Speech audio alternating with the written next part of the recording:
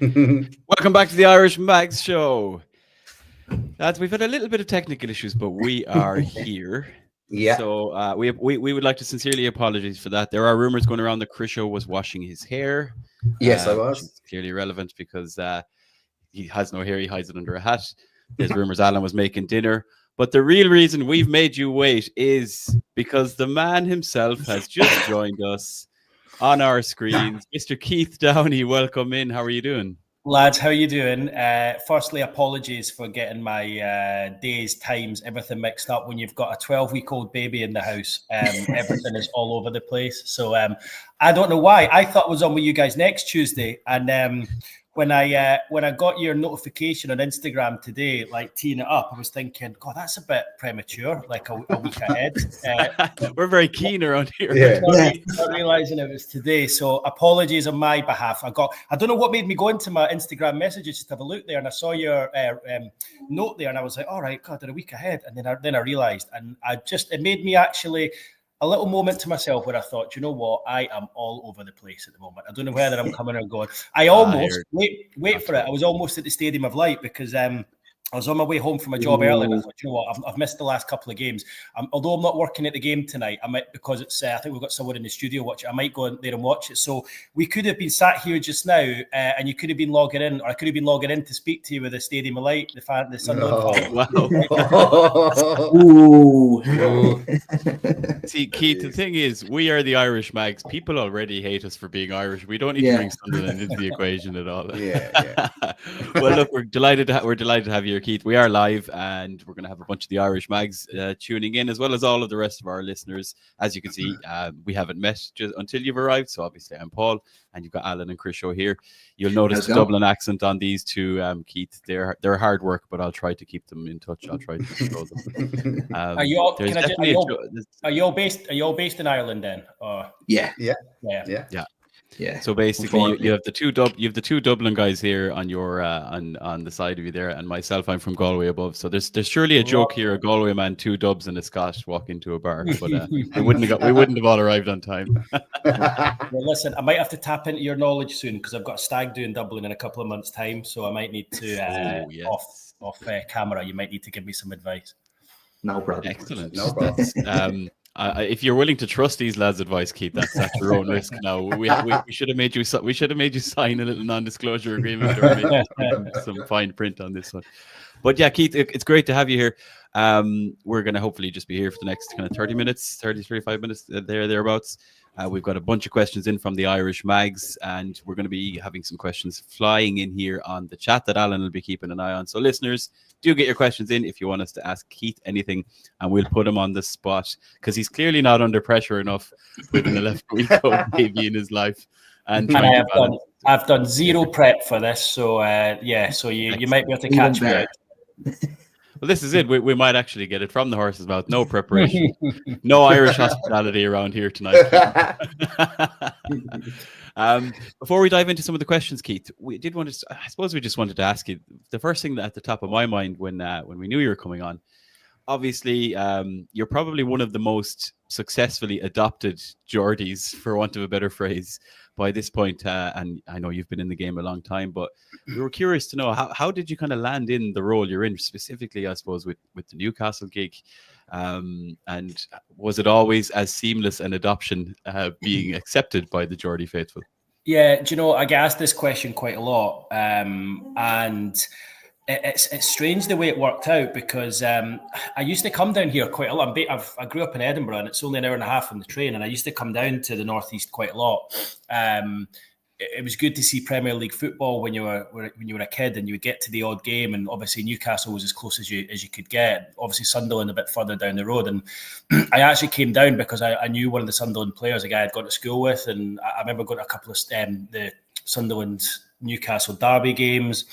And I always had this kind of little soft spot for the Northeast. I don't know what it was. I just liked it. And I actually remember when I was, I think, in my early 20s, I came down for a job interview at the Chronicle. And I remember walking along the quayside and thinking, wow, this would be a cool place to work. And obviously everyone's so passionate about the football team. And I remember thinking that's the only thing I remember about that interview. I just remember walking along the quayside afterwards. Fast forward 10 years, and the opportunity to be the North East reporter came around because my predecessor, David Craig, left. What had worked in my favour is I'd been working for STV, which is the Scottish version of ITV, and I was heavily involved in the Rangers administration story. And just through my contacts at the club, because I'd previously worked for the club as like the Rangers TV reporter, I was kind of getting a lot of the exclusive information regarding what went on there. Now, I'd left Rangers by that point. I was working for STV, but I think I came to Sky's attention because I was getting quite a lot of the info probably ahead of them at the time. And I think they were like, who's this guy up in Scotland who's getting this? And I was kind of made aware that, you know, I was asked by someone who worked at Sky, look, would you be up for moving to like England somewhere if a job came up? And I went, absolutely, but it wasn't Newcastle at that point. And then literally 6 months later, I got a call to say, look, we're actually looking for a North East reporter covering Newcastle, Sunderland, Middlesbrough. And of course, remember when I took over, Newcastle were in the Prem, Sunderland were in the Prem, and Middlesbrough were trying to get in the Prem. And then literally about 3 years later, we had Sunderland, Newcastle, both in, I can't remember how it worked, but I remember at one stage, I think Middlesbrough were the only team in the Premier League out of the three, and it was just difficult for so many years. It was just, it was for me as much as you guys. I was existing. I was just kind of getting by week to week, not really enjoying the job, just praying and hoping that something better would come along in terms of what we had to report on. And I'm glad I stuck it out, because obviously it was 8 years in when the takeover went through, and then the last 3 years have been a lot better since then. So it's that's how it came about. It came about because of really sort of breaking and being involved in that Rangers story, and it was probably I don't know what you guys are like in terms of your love or else for Celtic, or if you have any sort of soft spot for them. But that story in Scotland was as big a new sports news story as they've been in some 30, 40 years. And being heavily involved in that kind of brought me to the attention of Sky, and then I got this job. So when they said this is the role, I thought there wasn't an area of England that I would have rather moved to. Like, this is the place I wanted to be. I knew it was close to home in terms of Scotland. I'd been down here a number of times before. I'd had that walk along the quayside, and I remember thinking to myself, what a great place this would be to live and to work. And it was almost like fate, I think. And then obviously I had the interview, was lucky enough to get the job, and had to just start from scratch. Didn't know one person down here, and yeah, I had to start from scratch. I'm just going to have to break away for 1 sec because the dog is desperately trying to get outside. Right, 1 sec. The dog doesn't care that we're live. Yeah, I think we've said it before, lads, but I think most people feel very welcome when you arrive in Newcastle. It even extends to the Irish as well. It's not just the Scots that are very welcome in Newcastle. It's the Irish as well. My dog is called Reggie, but it's not after the Sunderland manager. I promise you. He was named. He was there first. Yeah. Reggie. I can only think of Reggie Blinker, Sheffield Wednesday in the 90s, but that's just showing my age. Yeah. Maybe I should be doing that. Ex-Celtic as well. That's right, actually. Yeah. So that's how it came about. It was just it was almost like the perfect role for me at the time, and I knew that there was such a passion about Newcastle. I knew the fans just, lived and breathed it. And there was quite a lot of similarities between the Newcastle fans and the Old Firm fans, like the Celtic and Rangers fans. Like, it was just their life. And that was what kind of enticed me to it even more. And it was just a shame that the first number of years weren't that fun, because obviously Newcastle weren't going anywhere. But I have to say, in the last 3 years, particularly that Champions League year, it's felt like this was what I moved here for. And it's just a shame. It's a shame it took so long to come around. And obviously there's just that little feeling at the moment, and I'm sure we'll get into this, but just that little feeling at the moment that things are just stagnating a bit, and we just don't want to go back to that again, because for you guys as fans, that won't be much fun. For me, as someone who covers the club on a daily basis, it won't be much fun either. So look, we're just hoping that doesn't happen, and the club continues to move onwards and upwards. Absolutely. I mean, it's rare that we stagnate in terms of nothing happening. things usually happen. It's just they may not be very good things. It's a bit of a roller coaster, I suppose. But as you said, Keith, particularly having the experience with Rangers, you were no stranger to drama and to turmoil. And there's definitely been no shortage of that in your time with Newcastle, I suppose, with relegations and Mike Ashley eras and all of the rest of it. And I suppose speaking of the takeover, then I mean, you are the guy, right? Everybody remembers what the day of the cans, if you will. And you emerged as the Messiah holding the tablet coming from the mount. That's probably the worst metaphor you've heard to describe it. But, well, I suppose what was that like? I guess just living in that moment. I mean, a lot of our listeners will have been there, but will have been watching, obviously. But just as it all unfolded, and I'm sure you've been asked again several times, but just when you're thinking back, we're more than 3 years on, right? It seems like it's been a long time. A lot's happened. Yeah. I mean, in some ways, it does seem like a really long time, and in other ways, it feels like it was just yesterday. A lot has happened in that time. But yeah, it was a surreal day because we all knew that, or we were told that it could happen at some point. But I'd got to a stage with it where I was kind of so fed up getting down the line with it to then find out like that the consortium that were trying to buy them weren't real, or there was an issue with Amanda Staveley, or there was all these different things, and I got to the stage where I actually didn't believe it would happen, and that's probably because I'm a glass half empty character, and I just got to the stage with it where I almost felt like myself, and I suppose some of the other Northeast journalists, but probably me more than any of them, because my face is there, and I just felt I became sort of collateral damage in all of this, and every time you would appear on TV saying, the deal's fallen through. And I think we all remember the one in July 2020 when they pulled the PIF pulled away from the deal. And I remember being stood outside St James's Park that day. And incidentally, I actually had my parents down from Edinburgh visiting, and I was halfway through lunch in Francesca's, this Italian restaurant in Jesmond in Newcastle, and I was probably about a bottle of wine deep, and I got the text to say, and I actually got that before anyone else, to say it's fallen through. And I was just thinking, if the takeover was going through, you don't mind breaking away from your Italian meal with your parents to rush to the stadium and do it because you're like, this is going to change, my working life here. But to break away and have to do that was really hard to take, and it was a real low. Yeah. I have to say, it was a real low. So when it did go through, I was finding it difficult to believe it was actually happening. And obviously, I've said this a couple of times, but I was on the golf course playing over in Whitburn, which is near South Shields, and I was halfway around, and I got a call to say, look, this stuff that you're probably seeing online on Twitter about, there was like a flight with some of the main players on this flight coming up from London. And I just didn't believe it because I just thought people are trying to sort of jump on the bandwagon, get attention. And I just wouldn't believe it. But I actually got a call from someone involved in the deal to say, look, this is actually happening. Get yourself off the golf course, come through to Jesmond Dean House, and you'll be able to meet the consortium. And this was obviously the day before the takeover. So this was October 6th. And even at that point, when I'm driving through to Jesmond, and I'm like, I can't turn up and meet them in my golf gear. It was the middle of October. I had mud up to my ankles. I was like, I need to go home and grab a shower and put something smart on.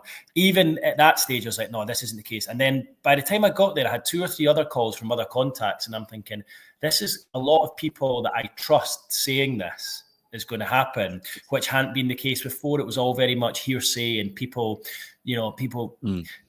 tittle-tattle what they were reading from others and whatnot. And anyway, got there.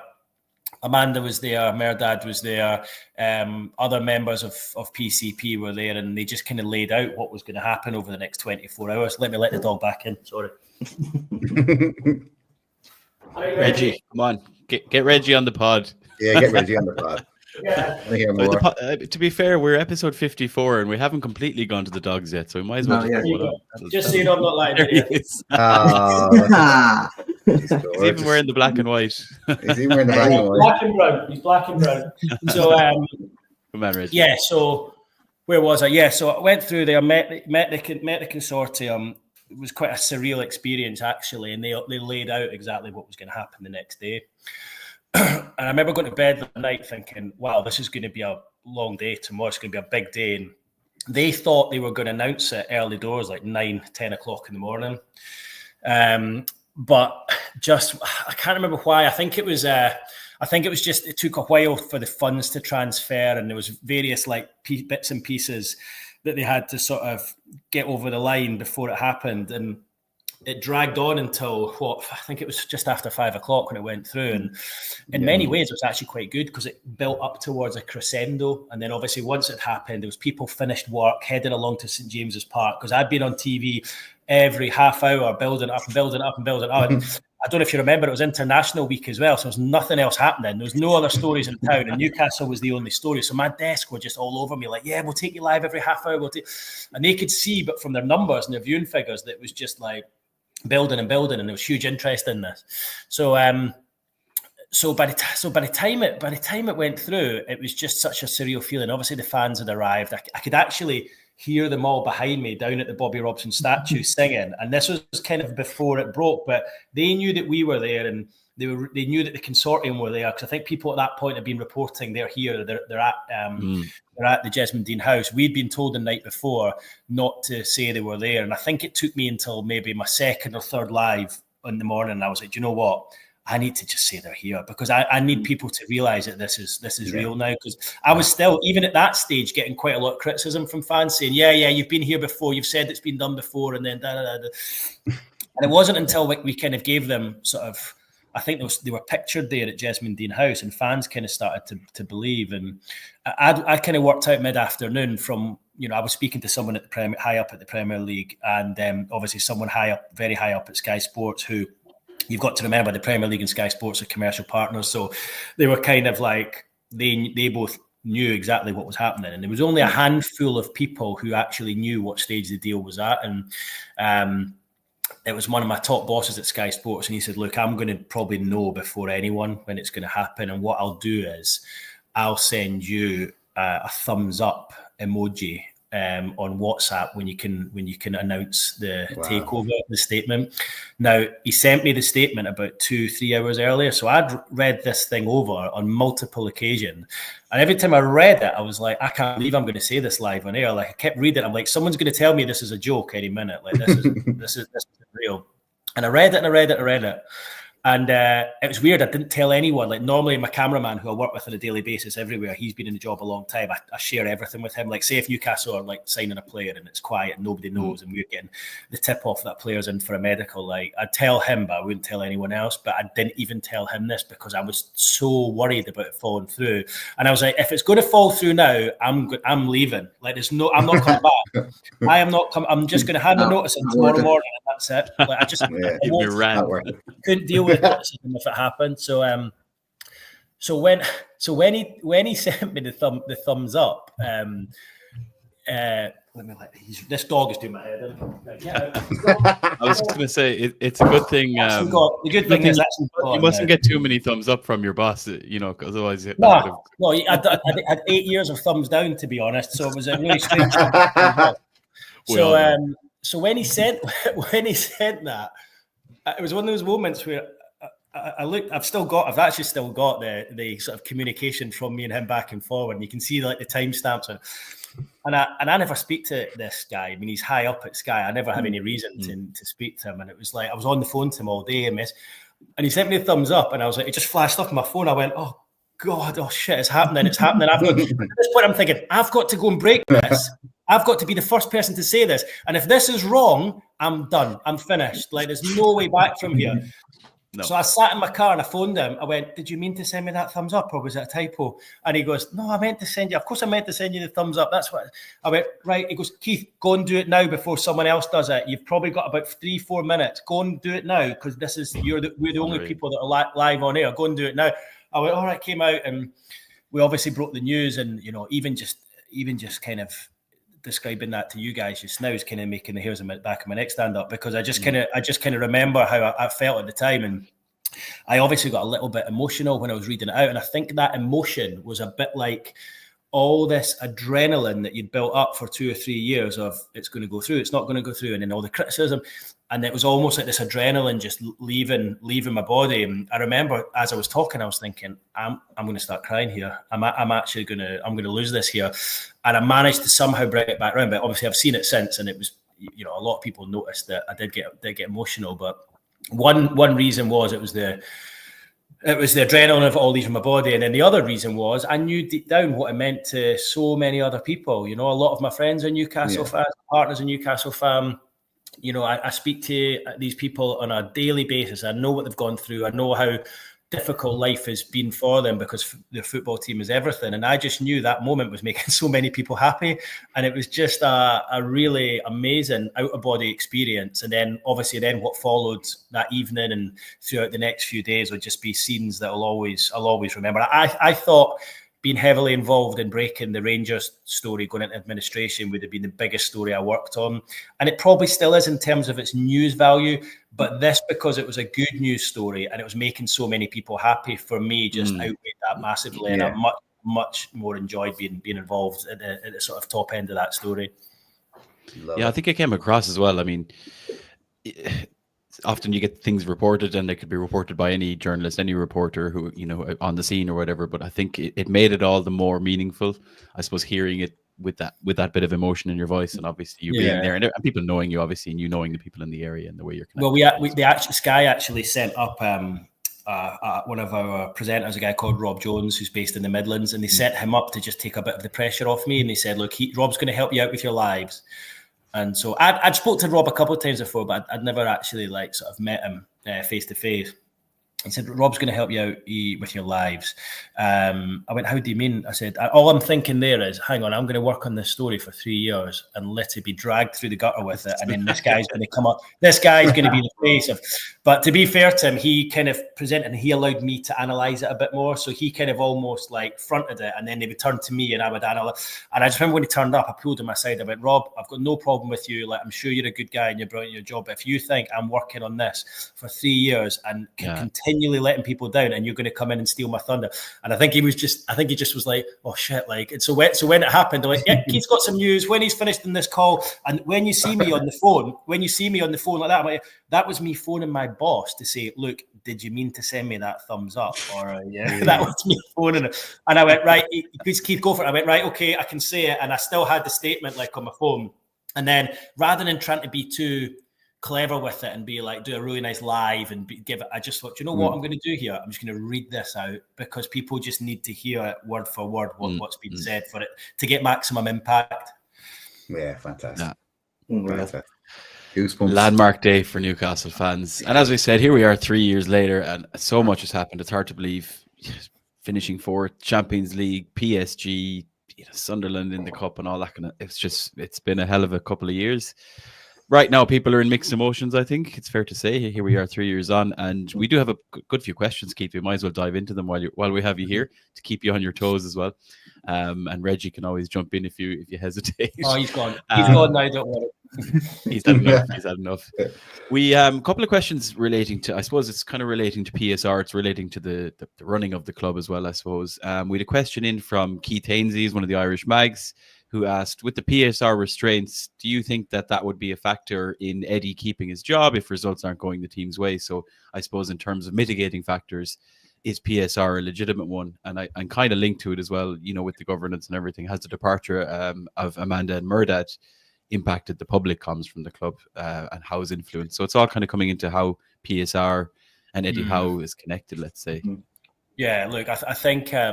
just on Amanda and Merdad, I do think that their departure has left a chasm. It really has. She had such a great relationship with Eddie, with the players, with Eddie's backroom staff, and she was the link between the owners and the sort of football department.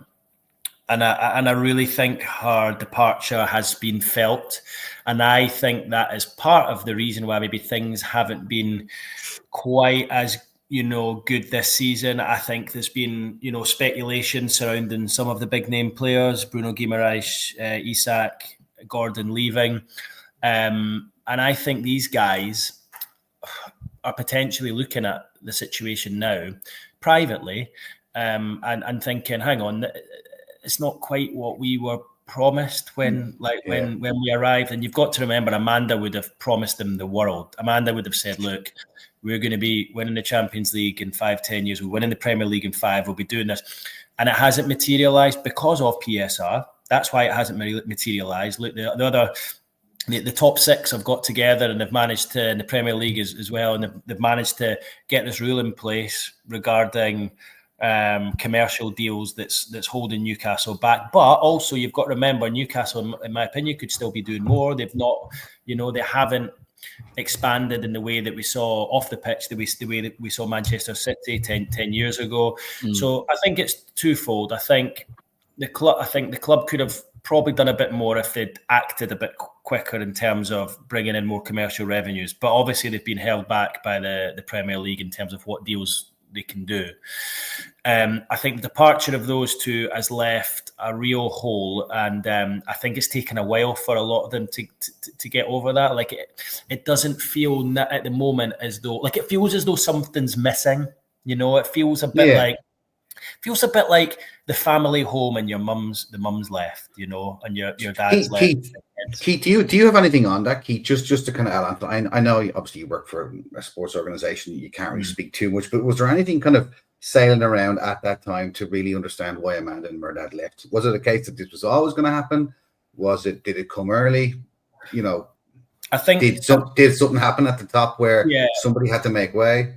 Yeah, without going into too much sort of detail about it. Look, I don't think it was a fully amicable departure, parting of the ways. I think, I don't think that they were going to stay for a long time anyway, but I think they probably wanted to stay for at least another year or two.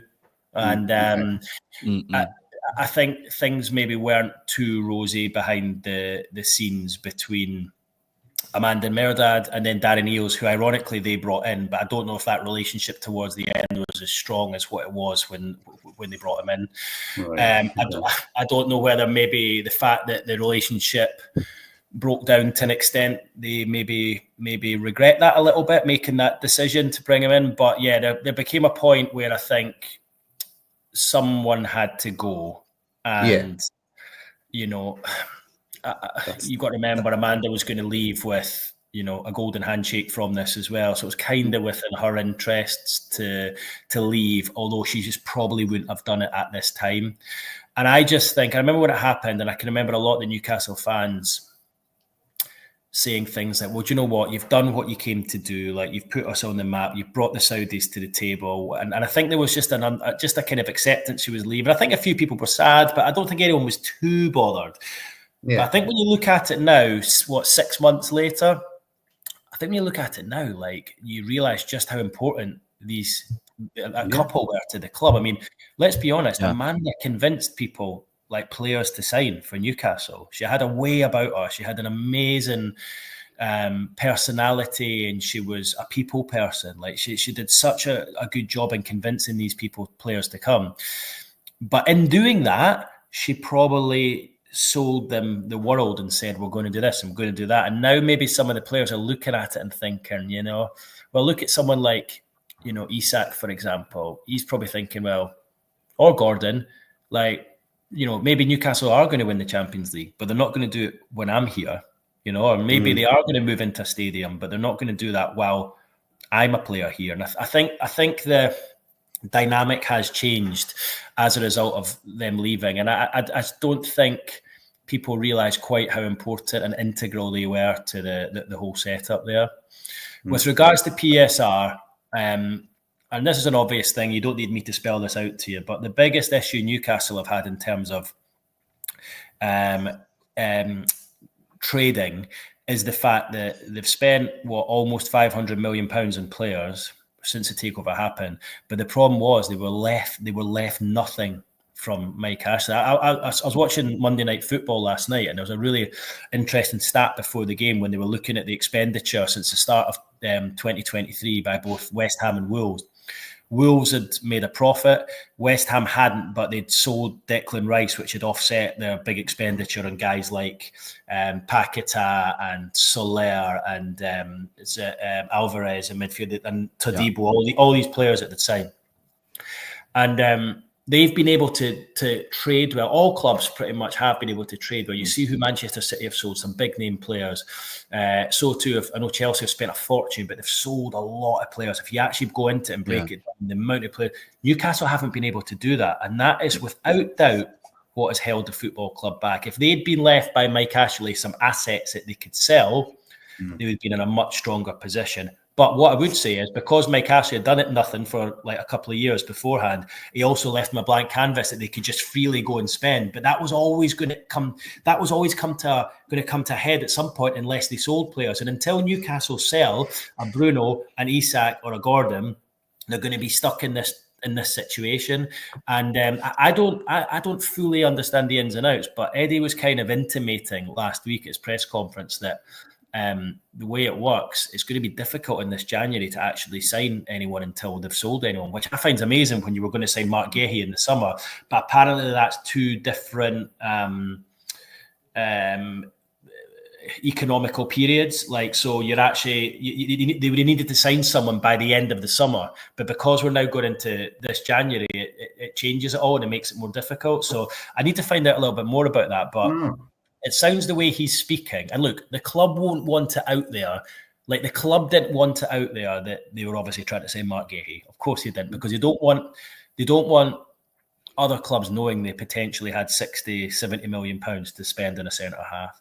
They then tried to sign Anthony Elanga. I've not actually put this sort of out anywhere yet, but my information is it was a fairly significant bid that they put for Anthony Elanga on deadline day. And they won't want, I think there was a bit of desperation, thinking we've got this money now, but we need to spend it now because we probably won't be in a position to do that in January. So, look, they're in a really difficult situation, because guys like Bruno, as I touched on earlier, Isak and Gordon, the reason I think their body language hasn't been great this season is because they're looking at the team and thinking this starting 11 hasn't really improved in the last two transfer windows. And they're probably thinking, I would have thought by now we would have had 11 players of their caliber in the team, where they're still the best three. And I can see why these guys are probably getting frustrated, because they probably thought they were the start of this project that was going to snowball and move really quickly. But because it's stagnated, I think they've probably been frustrated because of that. And they're probably looking at the side now and thinking, is this team good enough? But they can't be. They need to dig in and realise how important they are to the club. And I think they need to look at themselves here. But I can also see why there's a bit of, I think resentment's a strong word, but I can see why there's a bit of frustration from them that the team hasn't progressed as they were probably promised by those in charge when they came in, if you can understand what I'm trying to say. Yeah, and you mentioned the timeline as well. Like particularly Amanda was the one who spoke a lot about the kind of 5 years, and I don't think she was ever really serious that we're going to win the Champions League in 5 years, but it was about where we'd be in 5 years' time. And it felt like even at that time, they probably didn't digest how harsh and heavy PSR was going to be on the whole situation. And that's where you said it yourself, came to a head, came to a halt. I don't think any of us knew, and I look back as well, and I'm a bit embarrassed myself, like, because we were all getting carried away, like we didn't really look into that. And obviously the rules were tightened afterwards, right? So we can't totally blame ourselves for getting it wrong. But I don't think she felt. I mean, it was myself that asked her that question in the interview, and I said, "Do you think you?" I just put words in her mouth, and I said, "Do you think you'll win the Premier League in 5 to 10 years?" And she said, one word answer, said yes. And I was like, well, but it just felt like the right thing to say at the time with everything that was going on. And she probably did get a little bit carried away. Maybe didn't know the rules inside out. Yes, the rules have been tinkered and altered slightly since then. But look, I suppose like anything, it was once Everton were hit, Forest, it became very real very quick, and all of a sudden everyone was worried about it. The Man City thing is obviously still floating around too.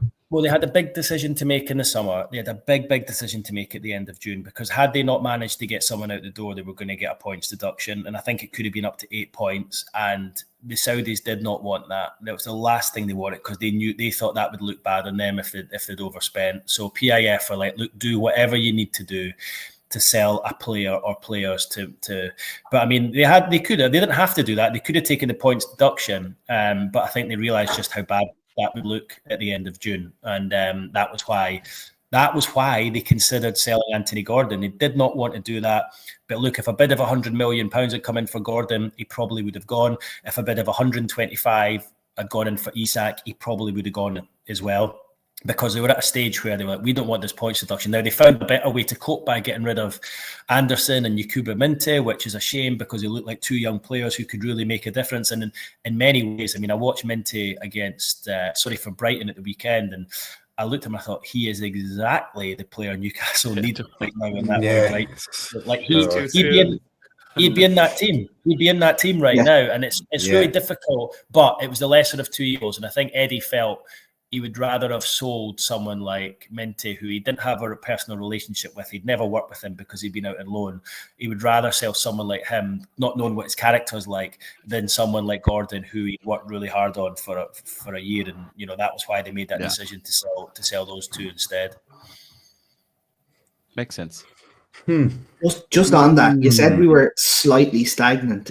Do you think it's a little bit our own fault? We still don't have a training ground sponsor. We still don't have certain sponsors that like a training kit sponsor or anything like that. Do you think we're waiting for the end of the Man City related parties case before we announce any of that, or what do you think that is? No, not that I'm aware of. I'm not aware of anything sort of lined up. That might mean that doesn't mean I'm right, but I'm certainly not aware of anything like that. What I would say about the club behind the scenes is, there's a lot of the existing staff that were there before, and I just don't feel that the sort of commercial side, I don't feel it's been ramped up in terms of improvement. As there have been improvements, and there's new staff coming in, and you see new faces all the time, but it's not been ramped up as quickly as what the playing staff, the football side of things is, you know. And obviously Newcastle are finishing top 4 in the Champions League, but you know, if you go to Matchday Hospitality, yes, they've improved. You've got like a few different suites that are new, but you go to Matchday Hospitality there, and a lot of the stuff's still the same as what it was before. And I just think unless you move to a new stadium, I just don't see how a lot of that's going to change too much. If I'm totally honest with you. But yeah, no, I don't. Something that we need to go back to being used to. We used to have a lot more patience. I think we ran out of it for fair reasons, but it's something that we have to. It's a harsh reality, isn't it? Yeah, but I don't honestly, Alan. I honestly don't know the answer to that question. I am as probably surprised as you guys that certain commercial opportunities or advertising things probably haven't been fulfilled as we thought that they would have by this point. Why? I don't know. Fair. Right, Keith, because we have you here, I'd love to throw a couple of January questions at you, or kind of current state of affairs before you let you drop off. We do have a load more questions actually about PSR and various things. We also have another guest joining us. We will definitely have a part 2, and we do have another special guest joining us later in the week that will be able to speak to some of those on as well.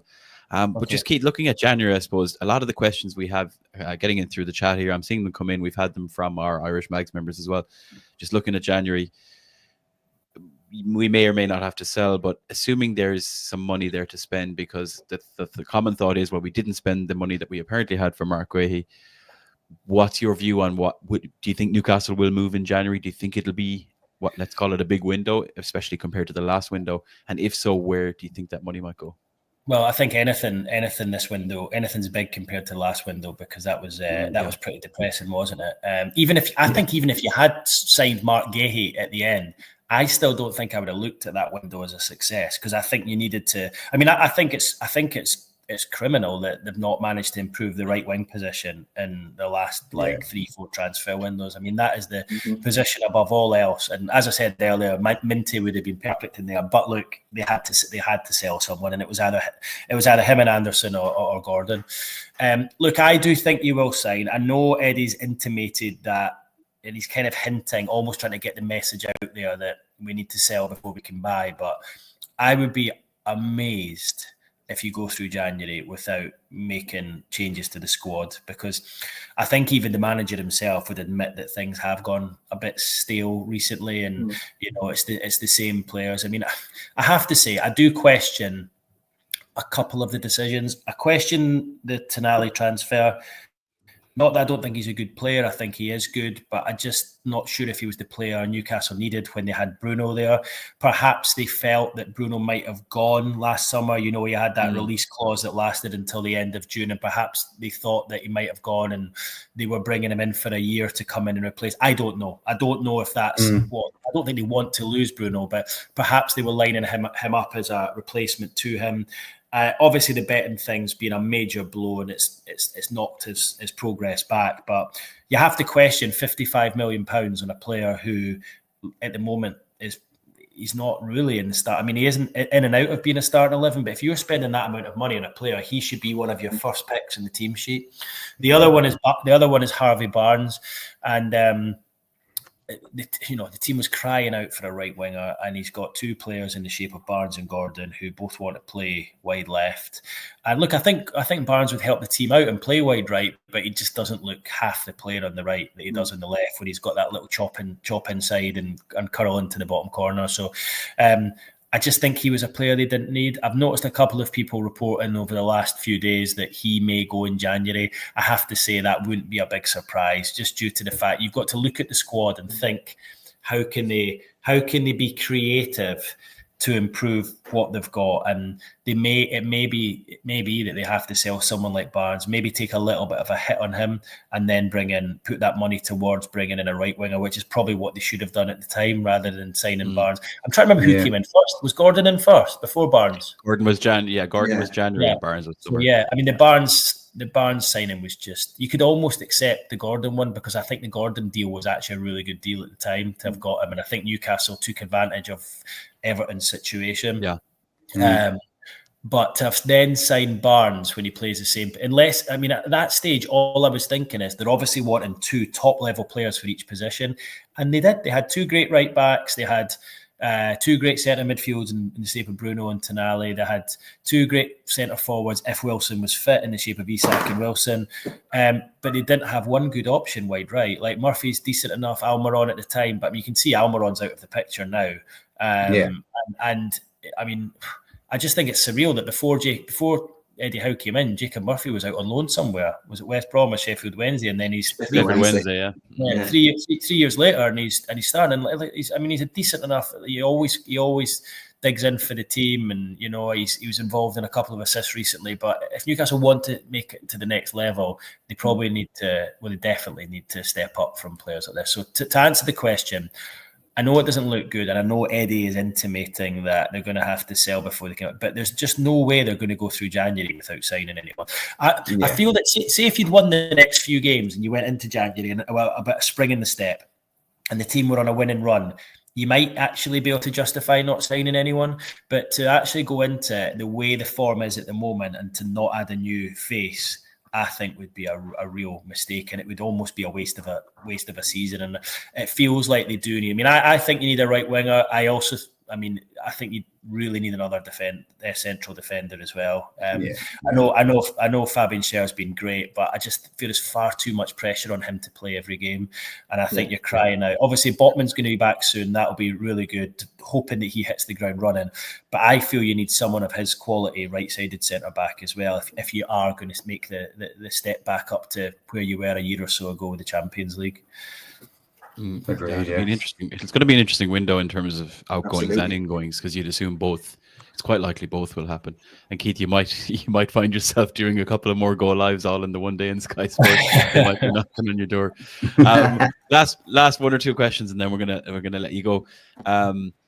There's a question in here from Ryan, one of the Irish mags, that says, if the worst did happen and Eddie was to go, who, I suppose this might be an opinion for you, or maybe even educated thoughts and guesses, who would be a potential replacement or a number one choice? I mean, look, are you asking who I would want, like, as who I think would be good, or who I think they would go for?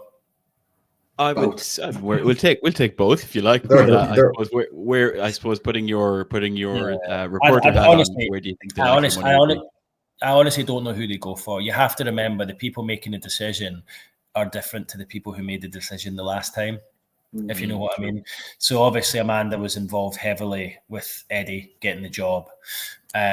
You've now got Darren Eales there, who obviously is leaving due to his ill health.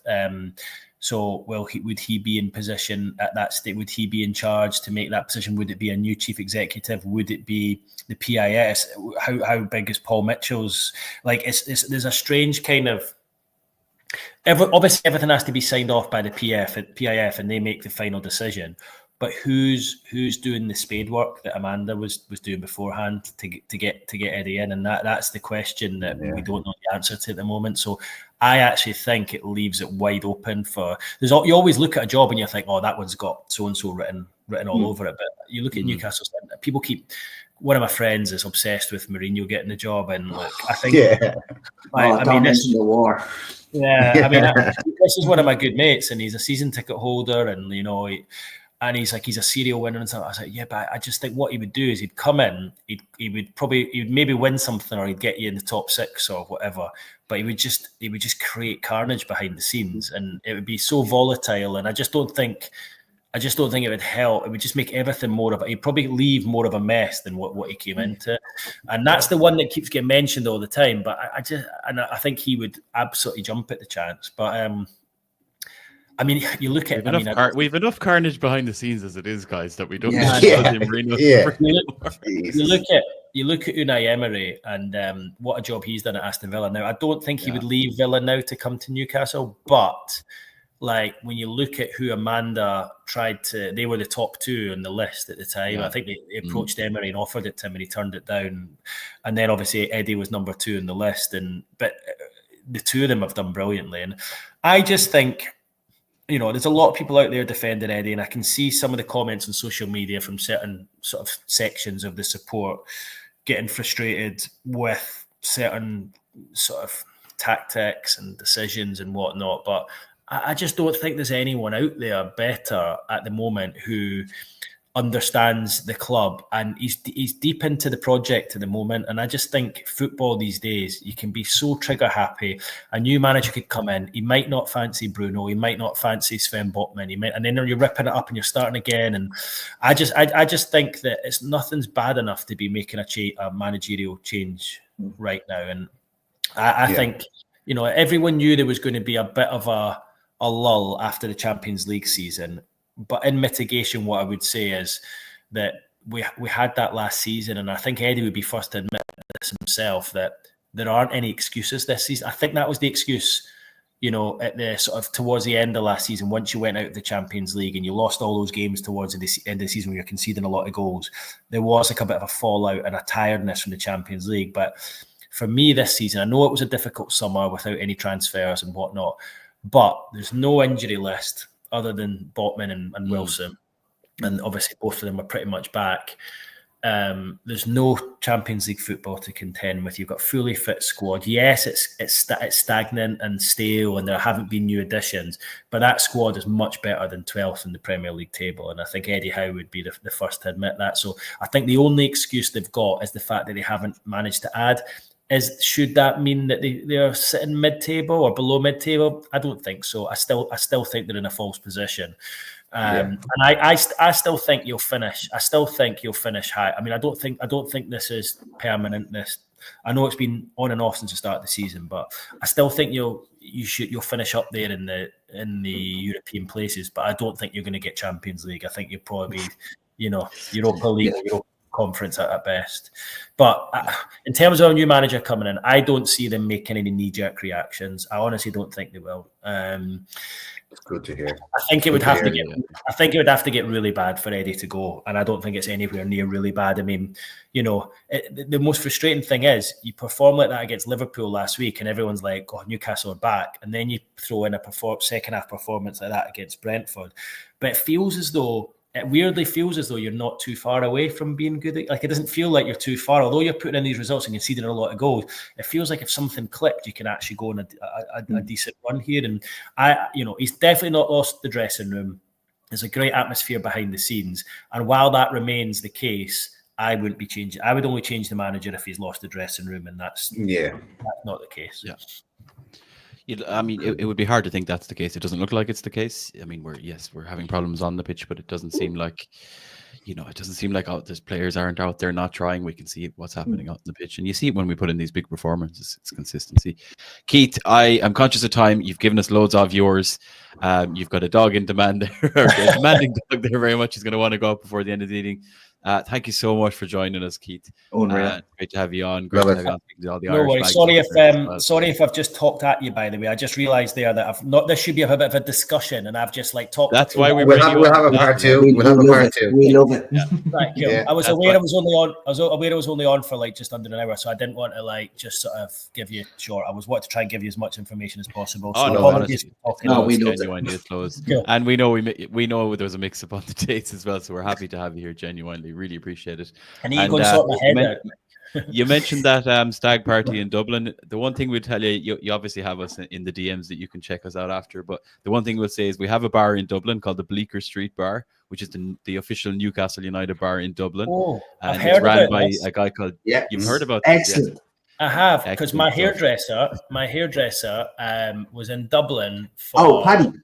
Paddy, yeah, I've had him into the Bleecker with me, Paddy Foster. Yeah, so you are more than welcome down anytime that you're ever over, and you can watch a match with us in there.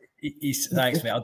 I might actually try and pop in. That'd be quite good. But he did. In fact, I wonder if there's a game on that weekend. I'll need to check. I can't remember the date. I'll need to check, and I'll get back to you. But he said he walked into the. Am I right in saying is there like a bar downstairs and you're in the upstairs part or something? Yeah, we're in the upstairs. Yeah. And then he got just taken up round the back, and he's like, "Where am I getting taken here? Like, what is this?" Yeah, and then he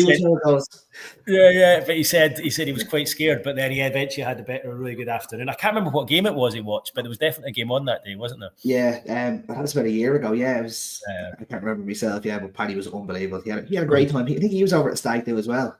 One of his mates was rather rough, shall we say? Right. Okay. Yeah. Now try and pop in, guys. That'd be good to see. I'll definitely try and pop in. I love Dublin as well.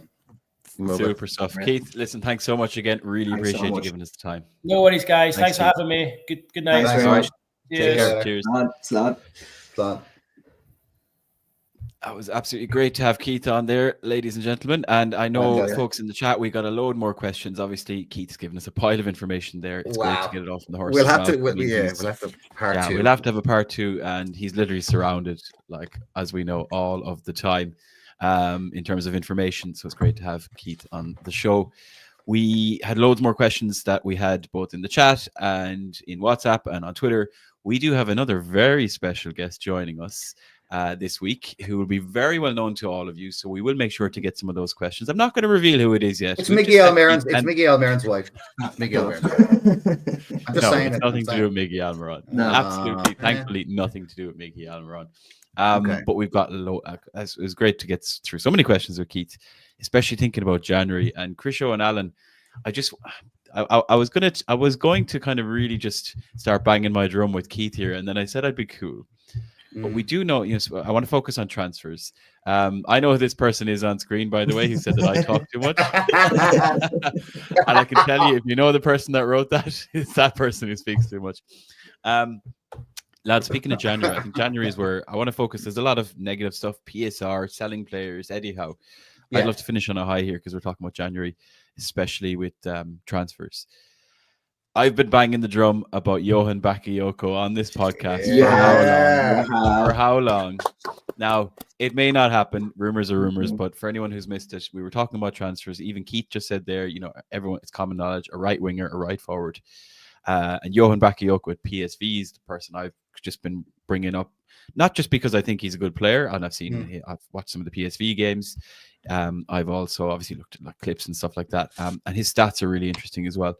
The thing for me about a player like Bakayoko is affordability and value. I feel like this isn't the best right forward we can go and buy, but I feel like it's someone that is, because they're coming from overseas, from the Dutch league, might get a little bit better value, and it's a player whose value can and should actually go up if we sign them.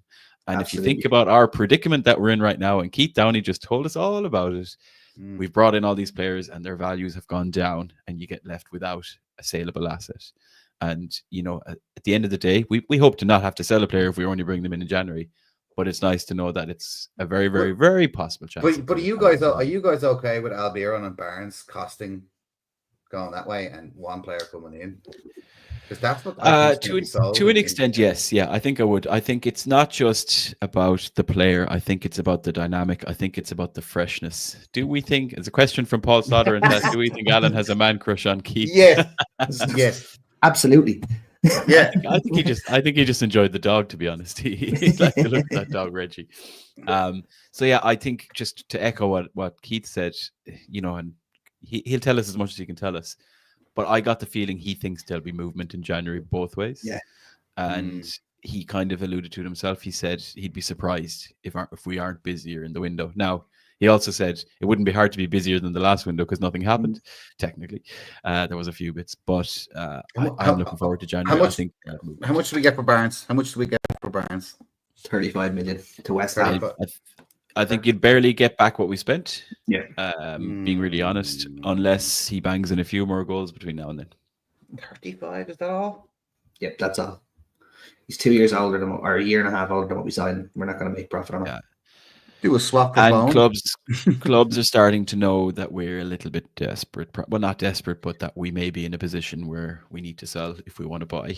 And yeah, I think we always said this. I remember we did the preview show before the season started, and then we talked about January, thinking if things are going well, you know, the club should be looking good and well. Let's capitalize on that while we're going well. Let's do something in January to push. And if things aren't going well, then January is there also for that reason. It's a notoriously hard market to sell in. But yeah, I definitely feel after speaking to Keith especially, that things are going to happen in January. And I know, again, a lot of the focus is on the manager and our current form and all that, but we've had 2 back-to-back relatively poor windows. So I think, you know, I'd like to see the club back Eddie Howe in January. I don't see them sacking a manager mid-season. I don't see the point either. Let's get behind Eddie and the team, see out the season, but hopefully get a bit of fresh blood in January. 1-2 players in key roles, and that might just shake things up. Fingers absolutely crossed. Right, folks. Before we leave off, there's a big game at the weekend. Newcastle are playing Leicester at home, and I am very excited this week because I will be attending that game. You know how I am, lads. You know how I am on game week, lads. Absolutely. You can always tell. So there'll be a bunch of Irish mags traveling over. Make yourselves known in the various WhatsApp groups. There is a Leicester WhatsApp group open. If you're not in there, get yourself in there. And as usual, we'll get all of the photos taken. We'll get all of the beer drank, and we will have. You'll get all the beer. You'll get all the beer drank. You definitely will. I wasn't going to, Chrisio, but now that you've told me to, I might. Now that you've given me your blessing, we might as well. And last but not least, Alan, there'll be a meetup at the weekend in one or more locations. There's just the one at the minute. We have the Bleecker Street Bar at the moment, but any more info, we will get it on Twitter, get it on Facebook. Everywhere you usually find us. I'll see you there. You're actually going to make an appearance. God! I was gonna go to the Leicester City supporters pub. Yeah. I thought I'll pop into the Bleecker Street and say hey. Sounds good. And get ready for the Christmas party. Chrisio only wants to go because we've just heard it's where the celebrity barbers go because Keith Downey's hairdresser wants free. Yeah, he's going to have a look at my free haircuts for you. Right, well, folks, we'll leave it there for now. Thank you all for listening, for everyone, for the questions, for the comments, for tuning in, all of the above. Check out theirishmags.com for all the latest updates, news, photographs, and all of the important things in the Irish Mags community. We'll be back for more with another special guest next week. So until then, how are the lads? Slán, Guffol, and see you all very soon. Say goodbye, lads. Slán.